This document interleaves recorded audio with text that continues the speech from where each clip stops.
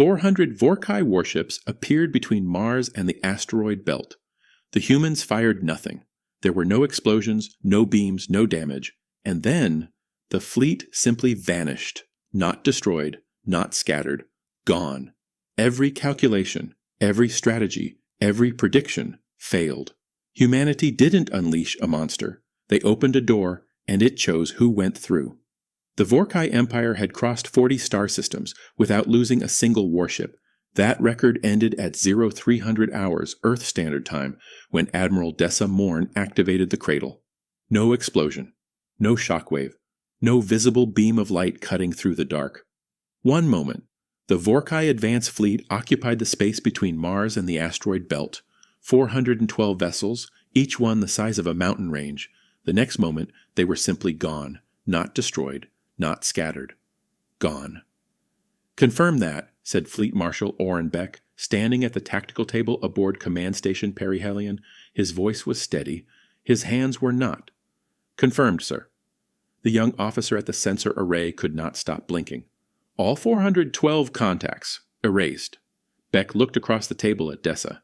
She stood perfectly still, her eyes fixed on the empty coordinates where the fleet had been. She was 43 years old. She had spent 19 years designing the weapon that had just swallowed an empire's finest armada, and she looked like she wanted to be sick. "Dessa." "I heard him," she said quietly. "I know what the numbers say." 12 light minutes away, inside the command throne of the Vorcai Dreadnought Eternal Dominion, Supreme Commander Jareth watched the telemetry with eyes that did not blink. His species did not blink. But in that moment, something moved behind those pale, golden irises that his officers had never seen before. Fear. "Where did they go?" he said, not a question. A demand directed at a universe that had stopped obeying his orders. "Supreme Commander, we have no record of weapons discharge, no detonation signature, no subspace rupture." His tactical officer pressed his 6-fingered hands flat against the console. The fleet simply ceased to exist in this dimension. Jareth stood slowly. The Vorcai had enslaved 9 civilizations. They had burned 3 worlds for sport. They understood war as mathematics, overwhelming numbers, superior metallurgy, and patience measured in centuries. None of those calculations had prepared them for this. "Advance the secondary fleet," Jareth said. "If the humans have a weapon, it requires power, it requires time, it cannot fire twice." He was wrong. Back aboard Perihelion, Beck pulled up the incoming formation data, 900 vessels, double the first wave. The Vorcai were not retreating, they were testing. "They think we need a recharge window," said Beck. "We do," Dessa replied. 40 minutes. Maybe 38 if I push the resonance coils. "They will be here in 26. She did not answer right away. She was already walking back to the Cradle console, pulling up secondary calculations, running figures in her head that no one else in the room could follow. "Dessa! Talk to me!" She turned. Her eyes were red from 3 days without sleep.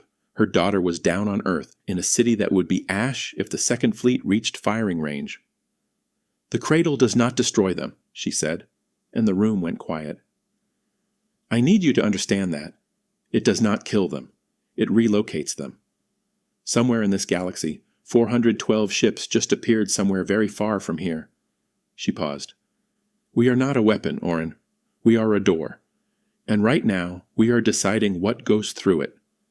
Beck held her gaze. "Can you do it again?" "Yes." "Then do it." The Second Fleet vanished 18 minutes later.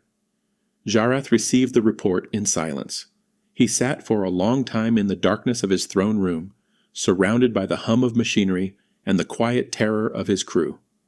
"What are they?" asked his second-in-command. The Supreme Commander did not answer immediately. He had fought monsters before.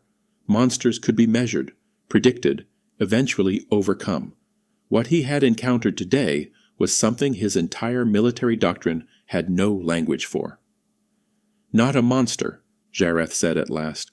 "Something far more dangerous." "What then?" He looked out through the viewport at the small pale blue star ahead. "Something that chooses." Back aboard Perihelion, Dessa Mourne sat alone with her calculations and thought about 800,000 beings she had sent somewhere she could not name. She wondered if they were still alive. She wondered if she wanted them to be.